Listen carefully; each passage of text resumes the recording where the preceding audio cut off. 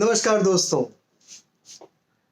आज है शनिवार और मैं आपके बीच लेकर के आया हूं समावर्तन ऑडियो विजुअल मैगजीन का 46 एपिसोड, 46वां अंक आपके बीच लेकर के आया हूं। दोस्तों, मेरा जो 44th एपिसोड, लास्ट शनिवार का जो एपिसोड था, उसमें मैंने अपने किताब के बारे में आपसे जिक्र किया था, a tale of dots dashes and curves. मैंने इस किताब को लिखा है और मैंने एपिसोड को अंत करते हुए एक आपके सामने थॉट रखा था, एक प्रश्न रखा था कि फुल स्टॉप, जिसको कि हम डॉट भी कह सकते हैं, that is the completion of a sentence. जब भी आप फुल स्टॉप लगाते हैं तो ये मान लिया जाता है कि सेंटेंस कंप्लीट हुआ। अगर ये सही है तो मैंने आपसे पूछा था कि क्वेश्चन मार्क जब हम बनाते हैं, कर्व आता है, पूरा लाइन आती है और बाद में हम डॉट लगाते हैं, फुल स्टॉप लगा देते हैं, तो फिर वो प्रश्न रहा ही कहां। मेरा मानना यह है दोस्तों, मेरा थॉट ये है, मेरी सोच ये है कि इनफैक्ट ये रिवर्स होना चाहिए था। कैसे? पहले फुल स्टॉप आना चाहिए था, बाद में एक लकीर और बाद में कर्व। कि वैसे तो सेंटेंस है लेकिन उसमें कुछ अनआंसर्ड बातें हैं, जिसकी वजह से ये जो पंक्चुएशन मार्क है क्वेश्चन मार्क का, ये रिवर्स होना चाहिए था। इसी तरह के कुछ और भी मेरे ख्याल हैं जो मैं आने वाले एपिसोड्स में आपके बीच में लेकर के आऊंगा। आज के हमारे इस 46वें अंक में आपके बीच में हम लेकर के आ रहे हैं गिरिजेश व्यास जी, वो महाकवि भास जी की लिखित उरुभंगम आपके बीच लेकर के आएंगे। निवेदिता वर्मा जी आपके बीच अशोक भौमिक जी की जो कहानी श्रृंखला है उसको आगे बढ़ाएंगी, और मेरे मित्र निरंजन श्रोत्रिय जी अपनी युवा कवि को आपके बीच में लेकर के आएंगे। तो सबसे पहले आमंत्रण देता हूं हरदीप दायले जी को कि वो आए और आज के इस एपिसोड की शुरुआत करें। हरदीप दायले। समावर्तन के प्यारे दर्शकों का मैं भास नाट्य पाठ में हरदीप दायले स्वागत करता हूं, अभिनंदन करता हूं। दोस्तों, आज हम उरुभंग नाटक का तीसरा भाग सुनेंगे। अब तक आपने कहानी में सुना कि 3 कोरस पात्रों द्वारा नाटक की शुरुआत होती है। युद्ध होता है अंतिम भीम और दुर्योधन का, जिसमें दुर्योधन की हार होती है। और अब धृतराष्ट्र, गांधारी और दुर्जय का युद्ध भूमि में प्रवेश हुआ है। आगे के पाठ के लिए मैं आमंत्रित करता हूं श्री गिरिजेश व्यास जी को। नमस्कार। समावर्तन के सभी रसिक श्रोताओं और दर्शकों को गिरिजेश व्यास का नमस्कार। पिछले 2 अंकों से हम उरुभंगम भासकृत नाटक का नाट्यालेख वाचन कर रहे हैं, जिसका कि हिंदी रूपांतरण और पुनर्रचना की है श्रद्धेय डॉक्टर प्रभात कुमार जी भट्टाचार्य जी ने। और चलिए पिछले अंक से आगे बढ़ते हैं, जब स्टेज पर धृतराष्ट्र, गांधारी और उनका पुत्र दुर्जय प्रवेश करता है। धृतराष्ट्र: मैंने कहा था युद्ध नहीं होगा। गांधारी: कहा था स्वामी, आपने कहा था युद्ध निरर्थक होता है। धृतराष्ट्र: जन्मांध मैं नहीं जानता कैसे कोई अपने हाथों में अस्त्र लेकर करता है भीषण प्रहार अपने ही जैसे किसी और मनुष्य पर, और उनमें एक मर जाता है और दूसरा होता है घायल और करता प्रतीक्षा मृत्यु की। युद्ध में कौन जीतता है गांधारी? गांधारी: कोई नहीं जीतता स्वामी। होता यह है, एक मां की कोख जन्म देती है, एक नहीं, 2 नहीं, 100 शिशुओं को, और वे 100 शिशु युवा होते हैं। बहुएं आती हैं संतानों से, और संतानों की संतानों से घर भर जाता है, किंतु केवल एक युद्ध उन 100 युवकों को निगल जाता है महाराज। रह जाते हैं मांस के लोथड़े और टूटी हुई हड्डियां और विधवाएं और अनाथ बच्चे, और एक मां की कोख सूनी हो जाती है। धैर्य रखो गांधारी, धैर्य रखो। सुना था 100 पुत्रों में से एक जीवित है, दुर्योधन। लेकिन अभी सुना मेरा एक अकेला बेटा दुर्योधन युद्ध में मारा गया छल से अथवा भीम की गदा प्रहार से। गांधारी, कोई अंतर नहीं होता स्वामी। जो मारा जाता मर जाता है। कैसा अंतर? छल से मरे या बल से मरे, मरता तो है। धृतराष्ट्र, जन्मांध हूं मैं गांधारी, फिर भी उतना अंधा नहीं हूं जितना अंधा होता है बल, जितना अंधा होता है छल। किंतु युद्ध में स्वामी दोनों अंधे नहीं होते हैं, छल हो या बल। केवल युद्ध अंधा होता है। हाँ, केवल युद्ध अंधा होता है। तभी दुर्जय कह उठता है, दादी मां, क्या युद्ध भी अंधा होता है जैसे दादा अंधे हैं? गांधारी, जन्मांत भले हो तेरे दादा, किंतु सदा खुली रहती हैं उनके मन की आंखें। क्या मन की आंखें भी होती हैं? होती हैं बेटा। फिर तो युद्ध के मन की आंखें खुली हैं।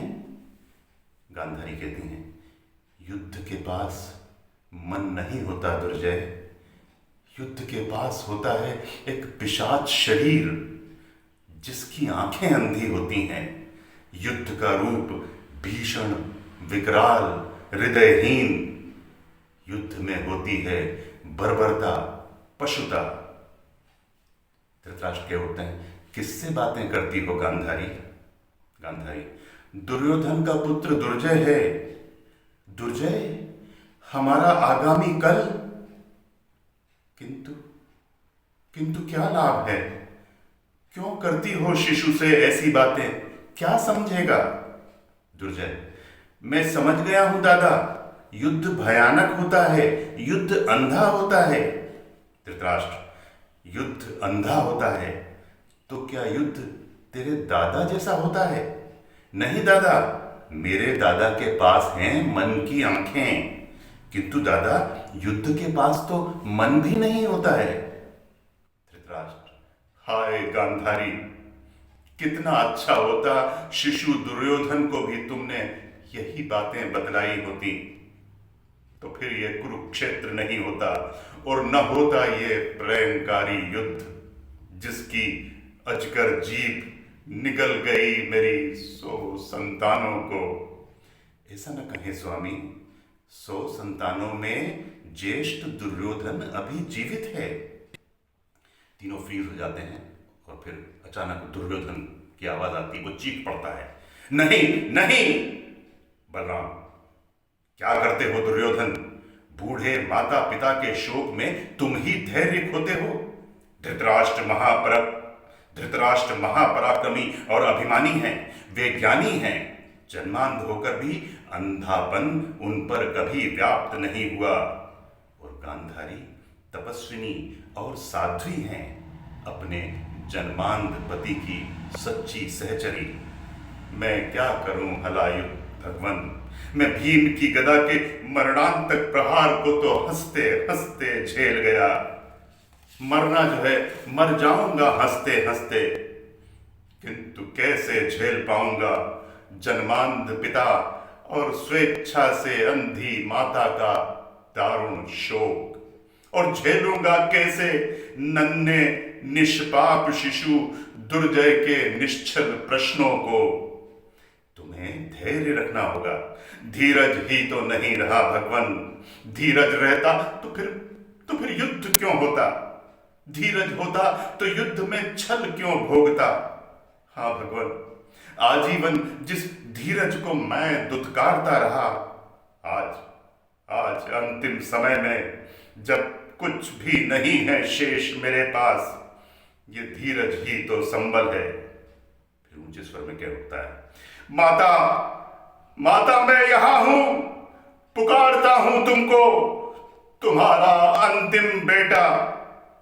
दुर्जय आता है, दौड़कर दुर्योधन से लिपट जाता है। दुर्योधन का चेहरा पीड़ा से और विकृत हो उठता है। वो उसको अपनी गोद से अलग हटाने की कोशिश करते हैं।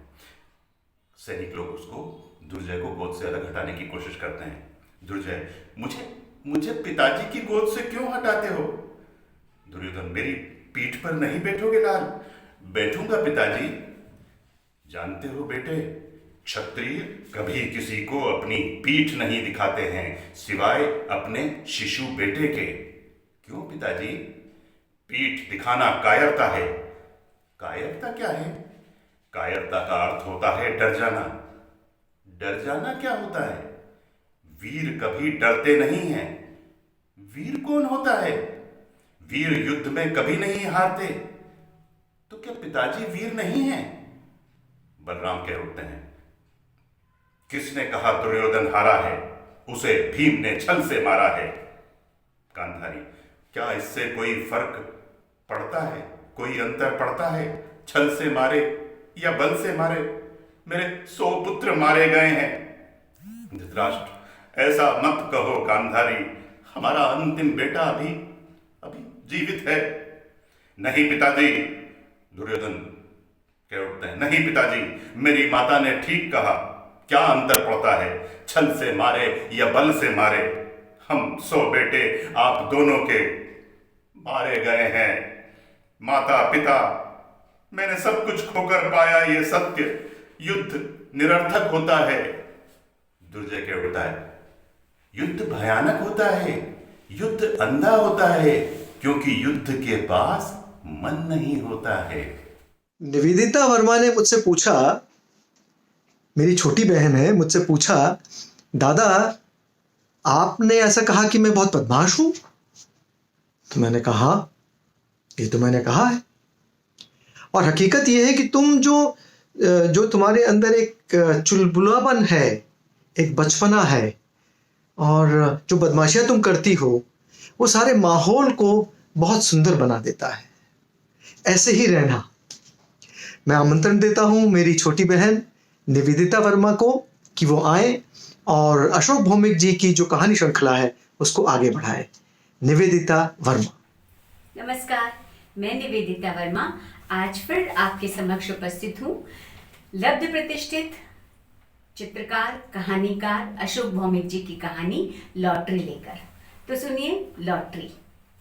उन दिनों चांदगढ़ से अगर लखनऊ आना जाना होता था तो पूर्वी उत्तर प्रदेश के अन्य सभी जिलों जैसे ही बस ही सबसे आसान जरिया था। सारे दिन में जहां 1 या 2 ट्रेन थी, वहीं हर घंटे 2 घंटे में राज्य परिवहन की बसें थी। चांदगढ़ में काम करने वाले लगभग सभी मेडिकल रिप्रेजेंटेटिव के कंपनियों का प्रादेशिक मुख्यालय लखनऊ हुआ करता था। लिहाजा हमें महीने में 2-1 बार लखनऊ जाना ही पड़ता था। हम सभी रात को सफर करना ज्यादा पसंद करते थे, क्योंकि रात 9-10 बजे चांदगढ़ से चलने वाली बस सुबह सूरज निकलने के पहले ही चारबाग बस स्टेशन पर लग जाती थी।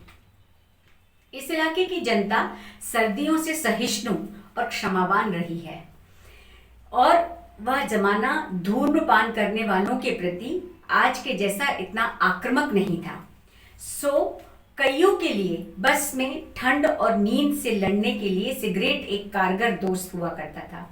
हालांकि आज समझता हूँ कि बसों के उन सहयात्रियों को कितनी असुविधा होती होगी कि हम सिगरेट पीने वालों से, पर वे हमारे शहरी होने का, सभ्य और पढ़े लिखे होने का सम्मान जो करते थे, इसलिए हमारी इस जाति को झेल लेते थे। बहरहाल आमतौर पर यह सफर अकेले ही काटना पड़ता था, पर कहीं अगर 2-3 साथियों को एक साथ लखनऊ जाना पड़ा तो हंसी मजाक और तमाम ऊल जूल बातों के बीच न जाने कब हम लखनऊ की चुंगी पार कर जाते थे। अब चूंकि बातें बेमतलब की ही ज्यादा होती थी, इसलिए इतने समय के बीत जाने के बाद ज्यादा कुछ याद नहीं रहा। पर एक बेमतलब का वाकया आज तक याद है, जो चांदगढ़ लखनऊ के बीच के एक रात के सफर को आज भी नहीं भूलने देता। आजकल हालांकि सरकारी गृहस्थान योजनाओं और क्वार्टरों के आवंटन के संदर्भ में लॉटरी शब्द का कभी कभार ही सुनने को मिलता है।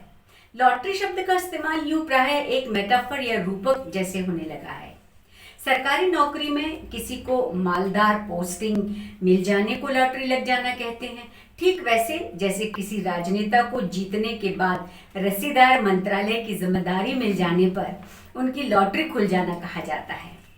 पर जिन्हें 70 का दशक याद है, निश्चित ही उन्हें प्रादेशिक राज्य लॉटरियों का स्वर्ण युग भी याद होगा। उन दिनों महानगरों और छोटे बड़े शहरों, कस्बों और देहातों में समान रूप से छोटे बड़े दुकान से सपनों की सरकारी फेरी जोर शोर से चलती थी। रेलवे स्टेशनों, बस स्टेशनों, मेलों, बाजारों से लेकर घाटों और हाटों में जब चाहते तो आप बस 1 रुपया में अपनी किस्मत परख सकते थे। साथ दिया तो लखपति, नहीं दिया तो कोई बात नहीं। हिंदुस्तान के राष्ट्रपति की तनख्वाह जब 10,000 रुपये प्रतिमाह हुआ करती थी, सभी प्रदेशों के राज्य लॉटरी का पहला पुरस्कार 1 लाख रुपयों का होता था। इससे कम लॉटरी के वजन के बारे में आज एक अंदाजा तो लगाया ही जा सकता है। साथ ही आम आदमियों के सपनों में लॉटरी की जगह क्या थी, इसके बारे में भी जिज्ञासा स्वाभाविक ही है। सबका तो नहीं कह सकता। मेरे दोस्त नरेंद्र सेठ के सपनों में लॉटरी को एक नायाब जगह हासिल थी। दरअसल उन दिनों पूर्वी उत्तर प्रदेश की सड़कों और परिवहन निगमों के बीच अद्भुत समानता थी। मानो वे एक दूजे के लिए बने थे, जिसके चलते छोटी छोटी दूरियों को तय करने के लिए घंटों लग जाते थे। दूसरे लोग इस निर्विकल्प स्थिति को गरियाते हुए झेलते थे, पर नरेंद्र बस एक लॉटरी के टिकट के सहारे मस्त और खुश मिजाज अपने ऐसे सफरों को तय कर लेता था।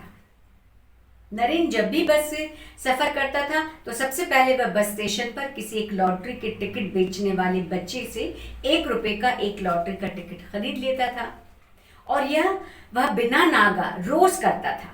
टिकट को लेकर उसे अपने शर्ट के बाएं जेब के में बहुत करीने से तहा कर रख लेता था।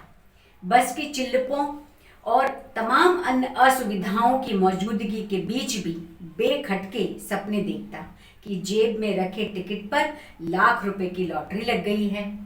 कानपुर में सर्वोदय नगर में उसने 2 मंजिला मकान खरीद लिया है। भैया भाभी दूसरी मंजिल में और नीचे नरेंद्र और उसकी मम्मी बाबूजी। लॉन में कंपनी बाग से विलायती घास मंगवाकर नरम हरियाली का गलीचा बिछा है और एक एम्बेसडर गाड़ी दरवाजे पर खड़ी है। मालिक मकान की हैसियत बता रही है। ये सब कर लेने में उसके बस 40-50 हजार रुपए ही खर्च हो सके हैं। अब बाकी रुपयों का वह क्या करेगा? ऐसे नायाब सवालों के जवाब खोजते हुए वह न जाने कब गंतव्य को पहुंच जाता था। ऐसे सपनों की गुनगुनाहट वापस चांदगढ़ आते वक्त भी बनी रहती थी, पर बस से उतरकर पहला काम करता था कि वह अपने जेब से उस तहाए हुए टिकट को फाड़कर चिंदिया बनाकर उड़ा देता था। अपने सपनों जैसा ही नायाब था नरेंद्र सेठ। उस रात मैं और नरेंद्र लखनऊ जा रहे थे। चांदगढ़ बस स्टेशन पर पहुंचकर देखा तो हमारे 3 और साथी प्रदीप, उमेश और रवि भी उसी बस से लखनऊ जा रहे थे। बस स्टेशन के सामने होटलों और भोजनालयों की कतार थी और इस कतार के बीच कहीं पान, बीड़ी, सिगरेट की दुकानें, लॉटरी के स्टॉल थे। बस एक पान की दुकान पर प्रदीप रात के सफर के लिए पान बंधवा रहा था और हम सब बस पर सवार हो चुके थे। तभी नरेंद्र बस से उतरकर एक लॉटरी का टिकट खरीद लाया। रवि ने नरेंद्र और लॉटरी के टिकट के आपसी रिश्ते के बारे में बहुत कुछ सुन रखा था। तनी गड़िया रोकल जाए हो ड्राइवर साहब, आज हमहू के लखपति बनने का है, कहता हुआ रवि उतरकर एक टिकट खरीद लाया। रवि के पक्के इरादे के इस भोजपुरी ऐलान पर बस पर बैठे सभी लोग हंस पड़े। रवि को देखकर प्रदीप और उमेश भी बस से उतरकर टिकट खरीद लाए और नरेंद्र पर बरस पड़े। साले यू आर सो मीन, हमें बताया नहीं और अकेले अकेले टिकट ले आया। इस बार मेगा दिवाली बम्पर है, 10 लाख का फर्स्ट प्राइज और तुम अकेले हजम करोगे? इतना कहकर प्रदीप ने नरेंद्र की पीठ पर एक मुक्का जड़ दिया। उमेश ने हाथ लगाई, मार साले को। रवि ने अपना प्रस्ताव जोड़ा, पटक कर मार, भागने न पाए सरऊ। इस पर पूरा बस ठहाके से गूंज उठा। आमतौर पर अकेले चांदगढ़ से लखनऊ तक का सफर बहुत खामोश गुजरा करता था, पर हम सबको लग गया था कि आज रात का सफर ऐसे ही हो हल्ला हंसी मजाक करते बीतेगा। मैं ऐसा सोच ही रहा था कि प्रदीप ने कहा, कल रविंद्रालय में इस 10 लाख वाले बम्पर लॉटरी का ड्रॉ है। गजब का कोइंसिडेंस साला कि आज इस मैंने जिंदगी में पहली बार टिकट लिए और कल मैं लखनऊ में होऊंगा इसके ड्रॉ पर। What a stupid innocence. Pradeep का जवाब, नहीं यार, रवि ने कहा। क्यों, इसमें बेवकूफी कैसे, कौन सी बात है दिखी तुमको? प्रदीप दरअसल ये सोच रहा है कि पहली बार लॉटरी का टिकट खरीदा और पहले ही बार 10 लाख मिलने वाले हैं, सो ये न्याय नहीं है। इसी बात का गिल्ट सता रहा बेचारे को, नरेंद्र बोला। बस वक्त पर छूटी, जैसे आम लोगों की आदत होती है। मैंने भी बस पर बैठे सब सवारियों को एक बार देख लिया। बस में पढ़े लिखे और शरीफ बस हम 5 ही थे, बाकी कुल गंवाई। 3 सवारियों वाले सीटों पर 2 लोग, 2 सवारियों वाली सीटों पर अकेले बैठ पाने की अय्याशी चांदगढ़ लखनऊ की रात्रि सेवा वाली बसों में आम आदमियों में असंभव था। प्रदीप ने पूछा, यार लॉटरी के पैसे में कितना % टैक्स कटता है? इस पर रवि बोला, गई आज की नींद प्रदीप की, आज तो रात भर ये पैसे गिनता रहेगा। क्यों टिकट खरीदा है, मिले न मिले उम्मीद तो रखनी ही चाहिए। प्रदीप ने जवाब देते हुए सामने सीट पर बैठे एक सवारी से पूछा, क्यों भाई साहब, मैं कोई गलत कह रहा हूँ? इस पर उस आदमी ने कोई जवाब नहीं दिया, पर उसकी मुस्कान से लगा कि वह प्रदीप की बात से इत्तेफाक रखता है। 60 के आसपास की उम्र का वह आदमी खादी की धोती कुर्ता पहने था, पर नेता नहीं लग रहा था। प्रदीप यार, ये बता कि तुझे कल जब लॉटरी का चेक मिलेगा तो सबसे पहले तू क्या करेगा? रवि ने पूछा। पागल है क्या, मैं कहीं उत्तर प्रदेश सरकार से चेक लूंगा? बैंक में चेक लगाते पता चलेगा कि सरकारी खजाने में पैसा नहीं है। अब लगाते रहिए चक्कर बैंक के और निदेशालय के। फिर एक बार प्रदीप ने धोती कुर्ता पहने उस आदमी की ओर देखकर पूछा, क्यों भाई साहब, मैं कोई गलत कह रहा हूँ?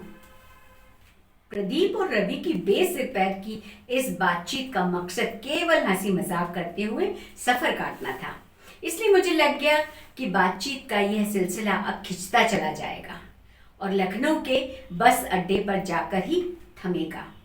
हमारे बीच का लॉटरी विशेषज्ञ नरेंद्र, जो अब तक चुप बैठा था, बोला, मुझे तो रकम नगद कैश में चाहिए। टिकट के पीछे शर्तों में सब कुछ लिखा है, पर यह कहीं नहीं लिखा कि भुगतान केवल चेक से ही किया जाएगा। मैं तो लखनऊ उतरकर सीधे अमीनाबाद जाकर एक स्टील का ट्रंक खरीद लूंगा। नोट गिनकर ट्रंक में भरकर रोडवेज के बस से ही चांदगढ़ लौटूंगा। यार तुम लोगों को तो बुरा लगेगा, पर मैं तुम चारों को नोटों वाले ट्रंक की ढुलवाई के 1-1 लाख दूंगा। मेरे लिए 5 लाख ही बहुत हैं। ओए घोंचू, तेरे लॉटरी से 1 लाख कहाँ गिर गया? 4 और 5 कुल 9 ही तो थे। उमेश अब इस बातचीत के मैदान में उतरते हुए पूछा, दिल देखा है? दिलदार नहीं देखा तूने उमेश? मैंने पहले ही तय कर लिया था कि 1 लाख प्रधानमंत्री राष्ट्रीय राहत कोष में दान कर दूंगा। नरेंद्र पूरे रौब के साथ बोला। प्रदीप ने एलानिया अंदाज में कहा, मिल चुका 10 लाख तुम्हें। कोई आइडिया है कि 10 लाख एक ट्रंक में आ जाएंगे या नहीं? सरकार ने 1000 के नोट भी अब वापस कर लिए हैं। अब इतने नोटों से भरा ट्रंक बस के दरवाजे से अंदर तो आने से रहा। प्रदीप अपने उसी अंदाज में उसी सज्जन से फिर पूछा, क्यों भाई साहब, क्या मैं गलत कह रहा हूँ? आप ही बताएं, क्या 10 लाख का एक ट्रंक में आ सकता है? वह आदमी प्रदीप के सवाल का जवाब दिए बगैर बस की खिड़की के बाहर देखने लगा, मानो वह बस के बाहर फैले अंधेरे में दमकते जुगनुओं को गिन रहा था। रवि के प्रस्ताव प्रस्ताव रखा, इस प्लान के मूल में ही गलती हो रही है। जिस कदर आजकल नकली नोटों का धंधा चल रहा है, सबसे सेफ है अगर लॉटरी का पैसा 1 रुपए के नोटों में लिया जाए। रवि के प्रस्ताव ने सबको सोचने को पर मजबूर कर दिया। थोड़ी खामोशी के बाद प्रदीप बोला, मुझे लगता है अगर लॉटरी की रकम 1 रुपए के करेंसी नोट में लिए तो ट्रंक की जरूरत नहीं होगी। बस में सीटों को हटाकर जगह बना लेंगे, फिर एक के ऊपर एक गड्डी रख देंगे, पूरा बस भर जाएगा। प्रदीप को रवि की बात जची नहीं। उसने सवाल किया, बताओ 10 लाख रुपए में 1 रुपए वाली कितनी गड्डियां होंगी? 1 लाख गड्डियां, उमेश ने लपक कर बोला। तभी वह आदमी जो अब तक खामोश थे बोल पड़े, नहीं 10,000 गड्डियां होंगी। कहाँ से हाई स्कूल पास किया है उमेश बेटे? रवि ने चुटकी ली। तो प्रदीप क्यों पीछे रहता? जिसे नोट गिनना नहीं आता वह चला है बम्पर लॉटरी जीतने। क्या जमाना आ गया है। इतना कहकर प्रदीप उस आदमी से अपने पुराने अंदाज में एक बार फिर पूछा, क्यों भाई साहब, क्या मैं गलत कह रहा हूँ?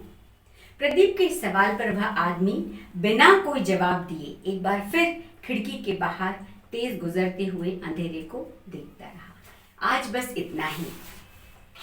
कल यानी रविवार को मैं आपको बताऊंगी कि क्या मौन रहे भाई साहब की चुप्पी टूटते ही कुछ दर्द के छींटे पड़े। आखिर उनका दर्द क्या था? क्या नरेंद्र या रवि की लॉटरी लगी? इन सवालों के साथ मैं रविवार को फिर आपसे रूबरू होंगी। तब तक के लिए नमस्कार। अब मैं आमंत्रण देता हूं मेरे मित्र, मेरे दोस्त निरंजन श्रोत्री जी को कि वो आए और अपने युवा कवि को लेकर के आज के इस एपिसोड को आगे बढ़ाएं। श्री निरंजन श्रोत्री जी। नमस्कार दोस्तों, आइए सुनते हैं हिंदी के वरिष्ठ कवि भारत यायावर की कविताएं। भारत जी के 7 कविता संग्रह अब तक प्रकाशित हैं। बहुत महत्वपूर्ण कवि हैं हिंदी के। कविता संग्रह उनके एक ही परिवेश झेलते हुए, मैं हूँ यहाँ हूँ, बेचैनी, हाल बेहाल, तुम धरती का नमक हो और कविता फिर भी मुस्कुराएगी। इन 7 कविता संग्रहों के अलावा भारत जी की कई गद्य की पुस्तकें हैं, महत्वपूर्ण पुस्तकें हैं। और जो सबसे उल्लेखनीय काम भारत जी का है आलोचना के क्षेत्र में या रचनावली के क्षेत्र में, वो है फणीश्वरनाथ रेणु और महावीर प्रसाद द्विवेदी की रचनावली का संपादन। नामवर होने का अर्थ, ये एक महत्वपूर्ण पुस्तक है भारत यायावर की, जिसमें कि नामवर जी को विभिन्न, एक तरह से जीवनी है नामवर जी की, उस पर यह बहुत महत्वपूर्ण काम है। अनेक पुरस्कारों से, सम्मानों से समादृत भारत यायावर इस समय झारखंड में हजारीबाग में प्राध्यापक हैं। भारत यायावर मानते हैं कि महान कविता वह है जिसमें भावाकुल अंतस हो, वैचारिक उद्वेलन हो, लालित्य हो, सौंदर्य का उद्घाटन हो और साथ ही उसमें बदलने वाली एक दृष्टि भी हो, समाज को बदलने वाली, स्थितियों को बदलने वाली। तो दोस्तों सुनते हैं, आइए हिंदी के वरिष्ठ कवि भारत यायावर की कविताएं। शीर्षक है कुछ ही बचे हैं। अब कुछ ही बचे हैं शब्द, अब कुछ ही बचे हैं शब्द, जो मेरे बने हुए हैं मित्र, और बहुत कुछ कहना है। अब कुछ ही बचे हैं लोग जिनसे कुछ देर बतियाया जा सकता है और कुछ क्षण बिताया जा सकता है। अब कुछ ही बची हैं यादें जो कभी कभार मेरी संवेदना में स्पंदन पैदा करती है। अब कुछ ही बची हैं कविताएं जो अब कभी जो जब कभी संबल देती है। अब कुछ ही बची हैं किताबें जिन्हें दोबारा पढ़ा जा सकता है। अब कुछ ही बचा है प्यार जिसे बांटा जा सकता है। अब कुछ ही है समस्याएं, फिर भी उनसे जूझना मुश्किल लगता है। अब कुछ ही बचा है जीवन जिसके पार जाना और भी मुश्किल। अब कुछ ही बचा है जीवन जिसके पार जाना और भी मुश्किल। दूसरी कविता का शीर्षक है दृश्य परिदृश्य। एक सोची समझी साजिश थी जिसमें शामिल वे सब लोग। कोई दृश्य परिवर्तन नहीं था, एक ही दृश्य लंबा खींच रहा था। कोई पर्दा गिराने वाला भी नहीं था और जो कुछ भी चल रहा था बदस्तूर जारी था। यह एक ऐसा नाटक था जो पूरे देश में चल रहा था। इसमें सब दस्य शामिल थे, धनपति और जनपति, साहित्यकार और पत्रकार, संसद और सड़क, मकान और दुकान। एक सोची समझी साजिश थी जिसमें शामिल थे सब लोग। यह सब जनतंत्र के नाम पर हो रहा था और धीरे धीरे जन गायब हो रहा था। यह खुला खेल फर्रुखाबादी नहीं था, यह खुला खेल जनतंत्रवादी था। जनवाद का नगाड़ा गले में लटकाकर कुछ लोग उसे पीट रहे थे और कुछ तुरही बजा रहे थे, कुछ नंगे होकर भांगड़ा कर रहे थे। यह थी स्वाधीनता जो लगातार फल फूल रही थी, पर उसके फूल दुर्गंध से भरे थे। फलों में कीड़े पड़े थे। ये सिर्फ देखने दिखाने के थे, सूंघने और खाने को नहीं थे। पिछले साल से चल रहा था यह नाटक और कोई दृश्य परिवर्तन भी नहीं था। धन और पद और सत्ता ने कितना विकृत कर दिया था उनका चेहरा।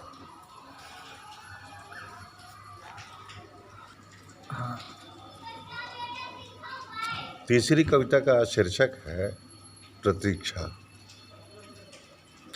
नहीं होगी सुबह कब तक, पूछती ठंडी हवाएं, कांपता है तार। जागता है स्वप्न, खोया सोचता सा चाँद। रुक गया क्या समय का रथ, थक गए क्या अश्क लथपथ। मूक है आकाश, नहीं होगी सुबह कब तक, नहीं होगी सुबह कब तक। दोस्तों, आज का 46 एपिसोड में पूरा करूं उसके पहले एक थॉट आपके साथ फिर छोड़ के जाना चाहता हूं। जैसा हमने कहा, full stop is a completion of a sentence which can also be said as a dot. अक्सर आपने देखा होगा कि लोग जब कविता लिख रहे हैं, एक पैरा लिखते हैं और उसके बाद में उस पैरा को खत्म करते हुए डॉट डॉट डॉट डॉट यानी full stop full stop full stop full stop करके छोड़ देते हैं। मुझे ये बताइए दोस्तों कि अगर एक डॉट, एक full stop completion of a sentence है, तो मल्टीपल डॉट्स या multiple full stops continuation of a sentence कैसे हो सकते हैं, कंटिन्यूएशन ऑफ अ थॉट कैसे हो सकते हैं? मैं इसका जिक्र आपके साथ कल करूंगा। आज के लिए बस इतना ही। जाने से पहले आपको याद दिला दूं, आपने शायद सब्सक्राइब नहीं किया है हमको अभी तक, जल्दी से सब्सक्राइब कर लीजिए और बेल आइकन जरूर दबा दीजिएगा, नोटिफिकेशंस हम आप तक भेज सकेंगे। कुछ लिखना चाहें आप, कमेंट भेजना चाहें, सजेशंस भेजना चाहें, हमारा पता जल्दी से नोट कर लीजिए। हमारा वेबसाइट है www.samavartan.com। हमारा ईमेल आईडी है samavartan145@gmail.com। यूट्यूब पे और फेसबुक पे तो आप हमको देखते हैं, तो मेरा इंतज़ार करिएगा। मैं कल आपके बीच फिर आऊँगा और ज़रूर आपसे कुछ अच्छी नई बातें करूँगा। आज के लिए बस इतना ही। नमस्कार।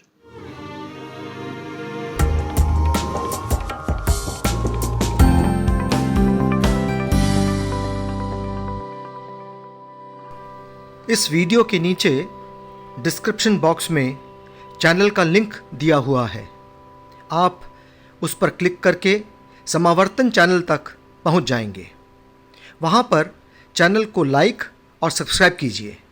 और हाँ, कमेंट बॉक्स में अपने महत्वपूर्ण कमेंट ज़रूर कीजिएगा।